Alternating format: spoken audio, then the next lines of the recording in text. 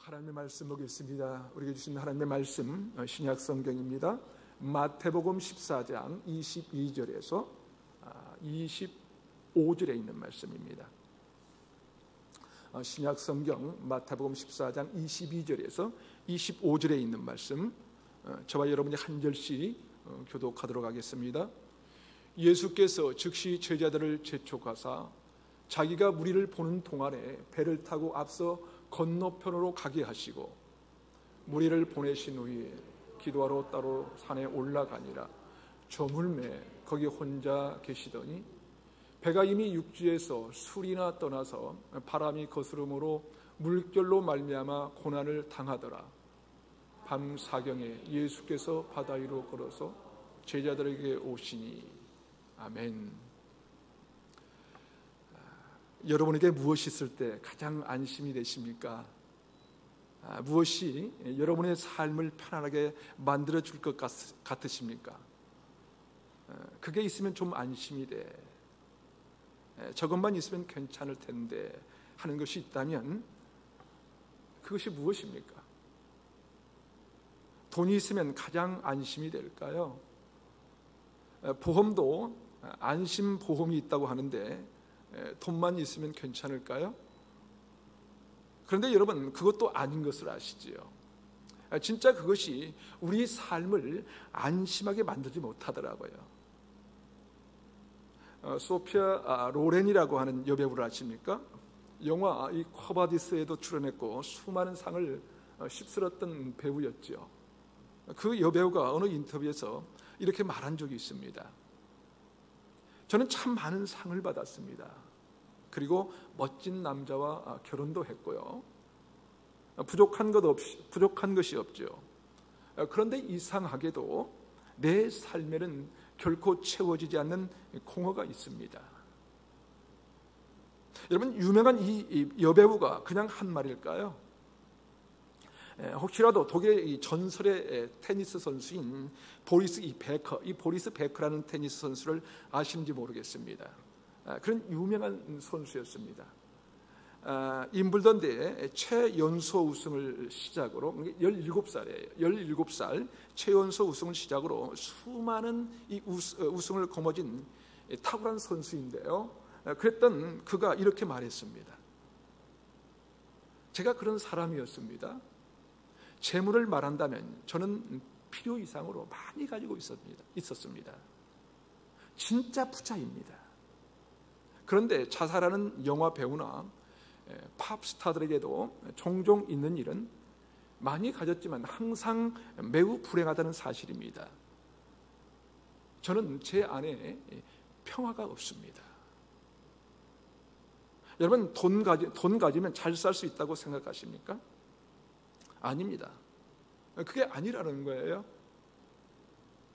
찬송가에 보면 이런 가사의 찬송이 있습니다. 만세반석 열린 곳에 내가 들어가니. 만세반석 열린 곳에 내가 들어가니. 그 찬송의 그 3절 가사는 이렇습니다. 이 땅 위에 평화 없고 기쁜 일을 몰라도 주 예수의 참사랑을 내가 이제 알았네. 이 386장인데요. 우리 이 찬송 한번 불러볼까요? 전주해 주시겠어요? 386장 가사를 여러분 깊이 묵상해 보면서 부르시겠습니다. 3절입니다. 3절 386장입니다. 이 땅 위에 평화는 없고 기쁜 일을 몰라도.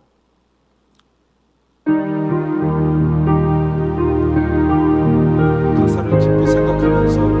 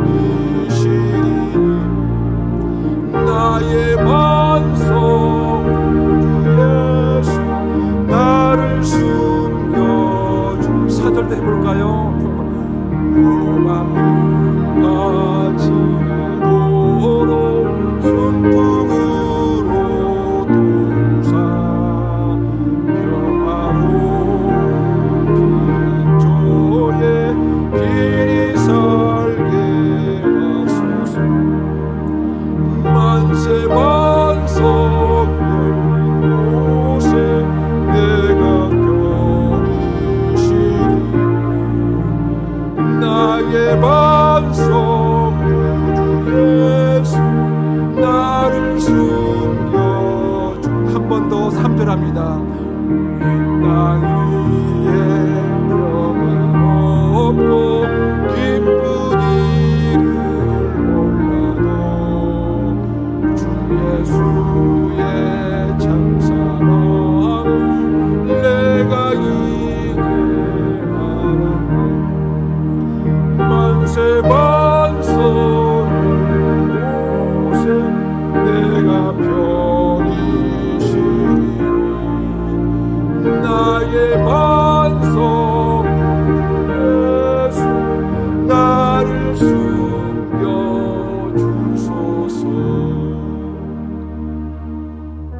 여러분 어떠십니까? 정말 그렇습니까? 그렇습니다. 분명한 것은요, 이 땅의 그 어떤 것으로도 우리는 평안과 만족을 누릴 수 없다는 사실입니다. 미국의 유명한 작가가 있는데요, 그는 이미 세상을 떠난 작가입니다. 데이비드 포스터 월리스라는 작가입니다. 참 이분이 쓴 책들 참 여러분 한번 추천하고 싶은데, 아주 명작들을 쓴 유명한 작가입니다. 이 사람이 얼마나 이 탁월한 작가인가 하면요, 한 문장을 이 1000개의 이 단어로 이뤄낼 수 있었다고 합니다. 한번 생각해 보세요. 문장 이 하나를 만드는데 이 1000개의 이 단어를 사용해서 만들어낼 정도로 이 탁월한 이 작가였다는 것입니다. 그가 세상을 떠나기 몇 해 전에 이 캐년 이 칼리지에서 졸업식 연설을 했는데요, 거기에서 그가 이렇게 말을 했습니다. 삶이라는 매일매일의 전장에서는 무신론이라는 것이 실상 존재하지 않습니다. 믿지 않는다는 개념 자체가 없다는 얘기입니다. 사람은 누구나 무엇을 믿습니다. 우리에게 허락된 것은 무엇을 믿고 숭배하느냐에 대한 선택권일 뿐입니다. 그런데 무언가 당신이 숭배하기 시작하면 그것이 당신의 인생을 삼켜버릴 것입니다. 사람들은 그 누구든지 뭔가를 소중하게 여기고 심지어 그것을 이 숭배의 이 대상으로 삼는다는 거예요. 그런데 뭔가를 숭배하면 그것이 우리를 삼켜버린다는 것입니다. 그리고는 그것에 대해서 쭉 설명을 하는데요, 이렇게 적혀 있습니다. 만일 이 돈이나 물질을 믿는다면, 그것이 우리 인생의 진정한 의미를 이 구축한다면 더는 필요 없다는 이 충족감을 결코 가질 수 없을 것입니다. 절대로 충족감을 느낄 수 없습니다. 무슨 말입니까? 돈이 중요해서, 돈이 내 인생에 평안을 줄 것 같아서 돈을 믿고 물질을 숭배하기 시작하면 돈을 아무리 많이 가져도 만족이 안 된다는 거예요. 만족할 수 없다는 것이죠. 삶의 의미와 이 가치를 돈이나 물질에 얻으려고 하면 할수록 충분히 가졌다는 이 생각이 들지 않는다는 것입니다. 그게 인생의 의미가 되고 목적이 되면 가져도 또 모자란다는 것 같죠. 가지면 가질수록 더 가지고 싶다는 것입니다. 그래서 이제 더 이상 필요 없다고 할 수가 없다는 거예요. 왜냐하면 거기에 이 삶의 의미가 있다고 생각하거든요. 그는 계속해서 이렇게 말합니다. 자기 자신의 육체, 미모, 성적인 매력을 중시하고 숭배하는 사람은 내 자신이 누구보다도 못나 보이고 나이가 들어 노화가 드러나기 시작하면 실제로 땅속에 묻히기도 전에 수백 번 죽었다 깨어납니다. 어떤 사람이 이 미모에 자기 인생을 걸면요, 자기보다 더 멋진 여인이라 이 남자를 보면 견디지 못한다는 거예요. 나이가 들어서 나이의 흔적이 보이고 점점 더 바뀌어가는 이 자신의 모습을 보면 죽은 인생이라 다름없어서 땅에 묻히기도 전에 벌써 수백 번 죽었다가 깨어난다는 거예요. 계속되는 그의 이야기는 이렇습니다. 권력을 숭배하기 시작하면 결국 자신이 약하다는 이 두려움에 가득한 인생을 살게 되며 그 두려움을 물리치기 위하여 타인에게 행사할 힘을 점점 더 필요하게 됩니다. 똑똑한 지성을 믿고 똑똑한 사람으로 보이고 싶어하는 사람은 결국 자신이 어리석은 사람이라는 생각이 사로잡혀 그것이 누군가에게 들킬 만한 같은 들킬 것만 같은 두려움 속에 살게 됩니다. 이런 연설을 했던 데이비드 이 포스터 월리스는 이 연설을 하고 난 2년 후에 자살을 합니다. 여러분 어떠십니까? 우리가 어디에서 무엇을 통해 만족과 평안을 얻을 수 있을까요? 수많은 사람들의 인생의 이야기를 보면 자신이 믿고 가치를 두었던 이 돈이나 물질, 이 권력, 지성, 미모 그런 것들에 도리어 삼켜져 버리고 마는 것을 볼 수 있습니다. 오늘 본문은 이 주님께서 오병이의 기적을 일으킨 후의 이야기입니다. 우리가 함께 읽는 이 본문의 앞부분에 보면 주님께서 이 오병이의 기적을 일으키시는데요, 빈들에 그 예수님을 따르는 이 수천 명의 사람들이 모였습니다. 아마 여자와 아이들까지 하면 훨씬 더 많은 사람들이었겠죠. 예수님이 병자들을 치료해 주시다가 저녁 때가 되어서 저녁을 먹이시는데 떡 5개와 이 물고기 2마리로 사람들을 다 배불리 먹이시는 거예요. 그리고는 저물어지니까 주님께서 제자들에게 재촉하시면서 말씀합니다. 내가 사람들을 다 돌려보낼 동안 너희들이 먼저 배를 타고 건너편으로 가라고 말씀하시면서 예수님께서 남아있는 사람들을 하나 둘씩 보내기 시작합니다. 영문도 모른 채 제자들은 배를 타고 건너편으로 가려고 호수를 건너기 시작합니다. 그리고 예수님은 사람들을 다 돌려보내시고는 기도하러 이 혼자서 따로 산에 올라가셨습니다. 제자들은 예수님이 언제 오시나 기다리면서 한참을 가다 보니 밤 사경이 되었습니다. 밤 사경은 새벽 1시부터 이 3시 사이를 이 밤 사경이라고 합니다. 그러니까 꽤 시간이 지난 것이지요. 제자들은 육지에서 이 술이나 떨어져 바닥 한가운데 있었습니다. 그때 바람이 불기 시작합니다. 바람 때문에 노를 저어도 앞으로 나가지를 않습니다. 그것만이 아니라 이 물결이 점점 더 높아집니다. 성경은 물결로 말미암아 고난을 당하기 시작했다고 기록합니다. 바람이 불어도 배가 앞으로 나갈 수 있을 정도라면 괜찮겠는데 앞으로 나가려고 아무리 애를 써봐도 꼼짝할 수 없는 상황이 된 거예요. 여러분, 우리 인생에도 그럴 때가 있지 않습니까? 우리의 삶에는요, 우리가 어떻게 할 수 없는 순간이 참 많습니다. 우리가 할 수 있는 일도 많지만 우리가 어떻게 할 수 없는 일들이 얼마나 많은지 몰라요. 내가 원하지 않았는데 내 인생을 가로막는 이 바람을 맞을 때도 있고요, 바라지도 않았는데 내 삶을 이 송두리째 뒤흔들어 놓을 거센 물결이 일어날 때가 있는 것입니다. 내가 원하지 않는데도 불구하고 내 인생의 이 고난 속에 빠질 때가 있는 것입니다. 그래서 우리가 바람의 이 거센 이 바다 한가운데 있게 되는 그러한 때가 참 많이 있는 것이지요. 그런데 그런 삶의 시간을 우리가 되돌릴 수 없거든요. 처음 그 자리로 되돌아가고 싶어도 갈 수가 없는 것입니다. 꺼져가는 가정을 처음으로 되돌리게 해도 안 되는 거예요. 허물어져가는 건강을 이전과 같이 회복시키고 싶은데 그렇게 안 될 때가 참 많다는 사실입니다. 내 힘으로 할 수 없을 때가 너무나도 많다는 것이지요.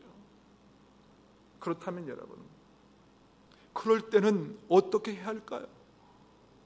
과연 어떻게 해야 될까? 그때는요, 다른 길이 없습니다.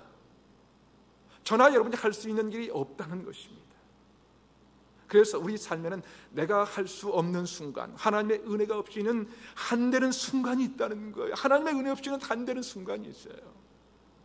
하나님의 은혜가 있어야 불어오는 이 바람을 이겨낼 수 있다는 거예요. 우리는 내가 할 수 없는 일을 만날 때면 하나님의 은혜가 없이는 안 되는 것입니다. 하나님의 은혜를 받지 않으면 우리가 감당할 수 없는 이 순간을 스스로 이겨낼 수가 없는 것이지요. 그런데 오늘 본문 뒷부분에는 이상한 이야기가 있습니다. 마태복음 14장 34절은 이렇게 기록합니다. 그들이 건너가 게네사렛 땅에 이르니, 제자들은 예수님과 함께 바다를 건너왔습니다. 그리고 그 뒷얘기가 이렇게 마무리가 됩니다.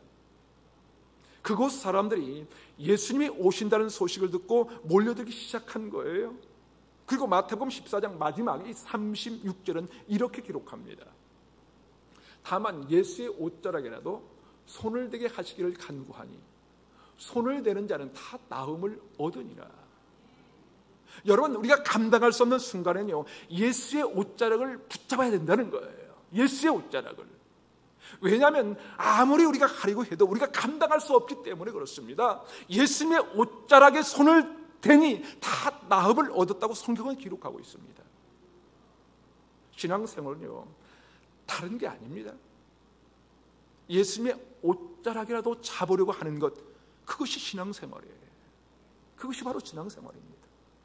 우리가 해결할 수 없는 문제를 만나게 될 때 우리를 건져주시는 이 그분의 옷자락에도 잡아야 한다는 거예요. 잡아야 된다는, 우리에게 나음을 주시는 이 주님의 옷자락을 잡아야 한다는 것입니다. 예수님의 옷자락을 잡아야 거스르는 이 바람을 이길 수 있는 것입니다. 우리를 덮쳐는 물결을 넘어설 수가 있는 것입니다. 우리를 고통스럽게 이 만드는 그 고난에서 벗어날 수가 있다는 것입니다. 그 은혜가 없이는 내가 어찌할 수 없는 이 바람을 결코 이길 수가 없는 것입니다. 주님의 은혜 없이는 우리는 물결을 뛰어넘을 수가 없어요. 한동안 이 미래를 들썩이게 했던 우리나라의 응급예상의학과 하면 떠오른 사람이 있죠. 응급예상의학과 떠오른 사람이 있죠. 아마 모르시는 분이 없을 거예요. 예전에 아주대 이국종 교수님, 이분이 지난해 12월 28일부터 대전 이 국군 병원장을 맡았다고 하는데요. 그런데 그렇게 유능한 그분이 한때 우울증이 걸렸다고 합니다. 우울증을 겪었다고 해요. 의사에게 죽어가는 사람을 살리는 사람이지만 자기는 항우울제를 먹지 않으면 견디기 어려운 그런 상황이었다고 해요. 여러분, 그렇습니다.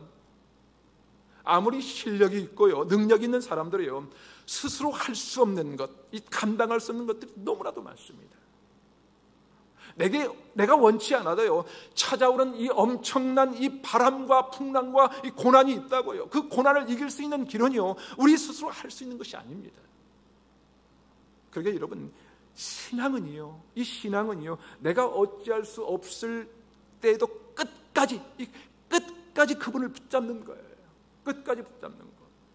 내가 이길 수 없는 이 바람, 내가 결코 넘어설 수 없는 그 물결, 그것을 뛰어넘기 위하여 우리는 예수님의 옷자락을 붙잡아야 된다는 것입니다. 우리의 인생의 배는 항상 이 순풍만 만나는 것이 아니거든요. 그래서 어느 순간 인생의 큰 풍랑을 만나는 그 흉흉한 바닥 한가운데 있게 되는 날이 있는 것입니다.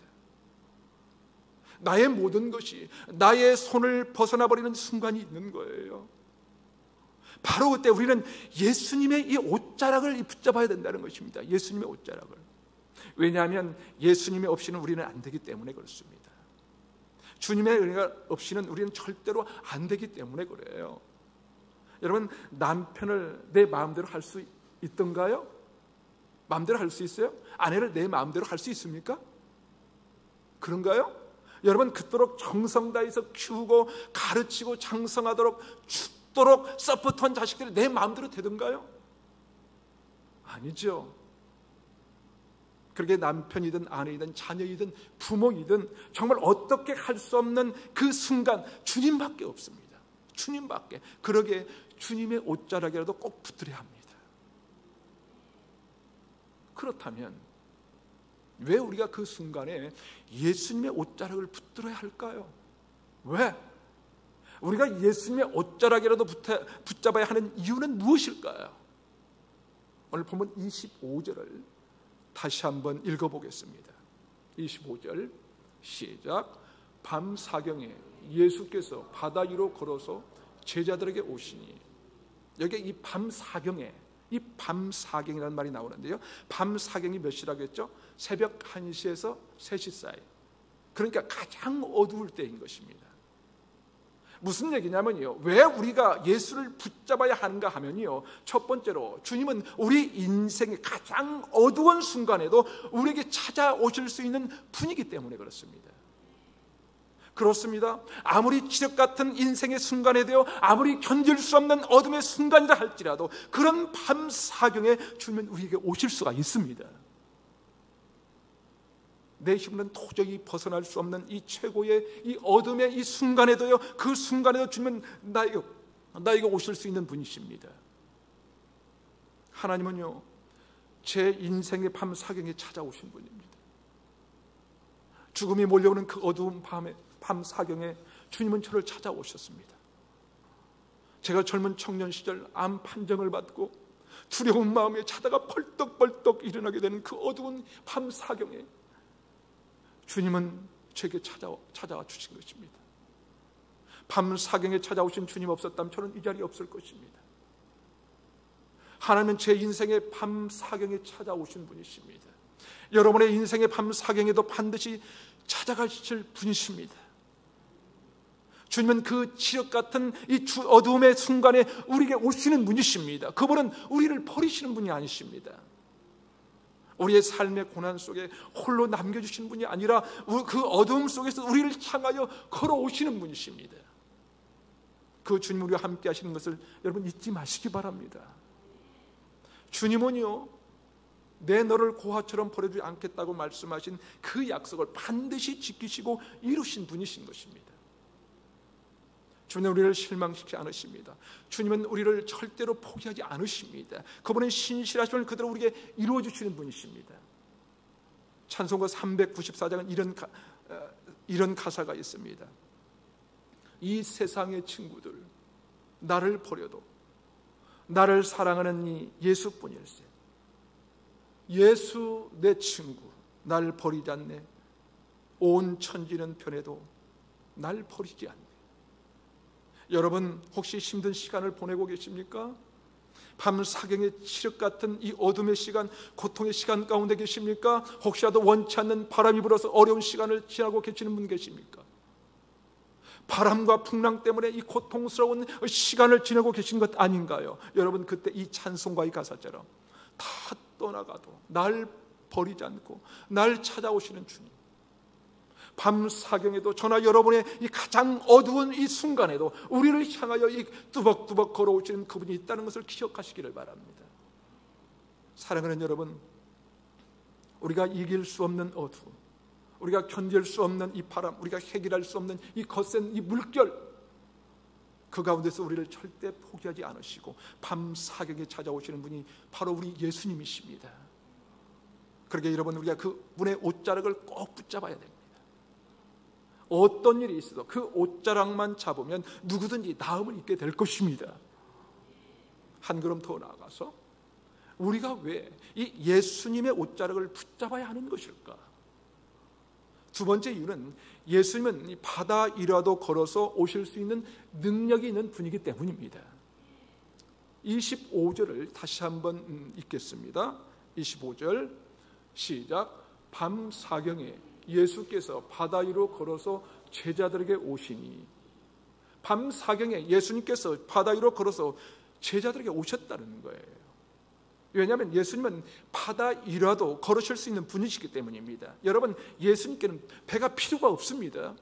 물이 아무리 출렁거려도 배가 필요 없어요. 풍랑이 일면 어쩌면 침몰할지도 모르는 배 같은 것은 필요가 없습니다. 그냥 물 위로 걸어오실 수 있는 능력이 있는 분이 바로 예수 그리스도예요. 바로 예수 그리스도, 능력의 주님이십니다. 그분의 옷자락만 만지면 멈추지 않았던 혈육증도 멈추게 하시고요, 말씀만 하시면 이 백부장의 딸도 나음을 입을 수 있게 하실 수 있는 분이십니다.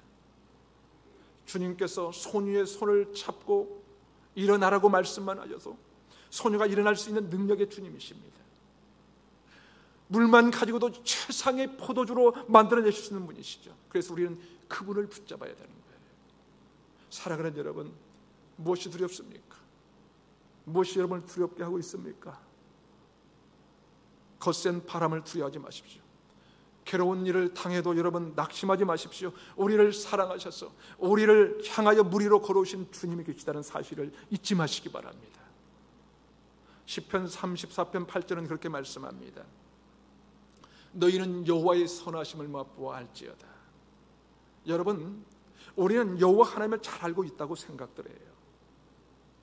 사실 옛날부터 벌써 수십 년대 알아오신 분들이 많습니다. 그러나 성경은 그 아는 것을 뛰어넘으라는 거예요. 그것을 뛰어넘어서 그분의 선하심을 맛보라고 말씀합니다. 체험해보라는 거예요. 체험해보라. 그저 말로만 하는 신앙이 아니라, 지식으로만 아는 신앙이 아니라 진짜 맛을 보고 이것이 최상의 포도인 것을 경험해보라는 것이지요. 그 맛을 체험해봐야 우리 하나님의 능력을 깨달아 알기 때문에 그렇습니다. 우리의 삶의 현장에서, 우리 인생의 바람과 물결 가운데 하나님의 능력을 체험하고 맛보아하는 저와 여러분의 삶이 되시기를 주님의 이름으로 축복합니다. 마지막으로, 우리가 왜 예수님의 옷자락을 붙잡아야 하는 것일까요? 세 번째로, 주님이 우리의 믿음의 견고함을 알고 싶어 하시기 때문입니다. 뭐라고요? 주님이 우리의 믿음의 견고함을 알고 싶어 하기 때문에. 오늘 본문에 보면 참 이상한 것이 있습니다. 여러분, 왜 예수님께서 제자들만 먼저 보내신 것일까? 왜 그럴까요? 예수님께서 오병이어의 기적을 일으키시고 이제 저녁이 되면 다들 집에 돌아갈 테니까 제자들과 함께 배를 타고 이 갈릴리 호수를 건너면 될 텐데 왜 제자들만 먼저 보내신 것일까요? 그 이유를 성경에 기록하지 않았지만 말씀을 묵상하면서 그런 생각이 들었습니다. 주님께서 함께 하지 않는 순간에도, 다시 말해서 오병이어로 이 수천 명을 먹이고도 남게 되는 역사를 일으키신 예수님이 함께 하지 않는 순간에도 여전히 제자들이 예수님을 붙드는 이 믿음의 이 견고함이 있는가를 알고 싶었던 것은 아닐까요? 우리도 마찬가지입니다. 때로 주님이 안 계신 것 같고 보이지 않는 것 같은 이 삶의 순간들이 있습니다. 그럴 때에도 여전히 하나님을 붙잡으려고 하는 이 믿음의 이 견고함이 있는지 주님은 그것을 알고 싶은 것이 아닐까 하는 것입니다. 사랑하는 여러분, 우리가 인생을 살아가는 동안 어려운 순간이 왜 없겠습니까? 마치 주님 없는 것 같은 순간이 왜 없겠어요? 그렇다면 여러분은 그때도 주님을 붙잡을 수 있습니까? 그때에도 우리를 걸어오실 주님을 신뢰할 수 있는가 하는 거예요. 나는 어쩌면 버린 존재 같은 그런 이 순간에도 하나님을 붙들 수 있는가? 주님은 그것을 확인해 보고 싶은 것은 아닐까요? 우리가 인생을 살아가는 동안 이 원치 않는 바람이 일 때가 있기도 하고요, 아무리 기도해도 응답이 없는 것 같고 어쩌면 주님이 안 계신 것처럼 이 느껴지는 순간이 있습니다. 하지만 그때도 나를 위해서 이 바다 위를 걸어오실 그분을 붙잡아야 됩니다. 혹시라도 나만 혼자인 것 같고 나만 홀로 남게 된 것 같은 그런 때가 있습니까? 그때는요, 주님처럼 기도할 때입니다. 그러게 여러분, 혼자라고 생각되십니까? 그렇지만 너무 슬퍼하지 마십시오.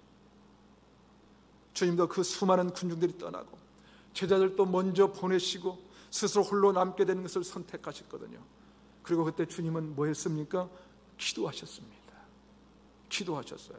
사랑하는 여러분, 다들 내 곁은 떠났다고 생각이 들 때, 아무도 남아있지 않다고 생각이 들 때, 여러분, 아니 주변에 사람들이 있는 것 같지만 혼자라고 느껴질 때면 그 애로움의 시간에, 고독한 시간에 주님께 기도하십시오.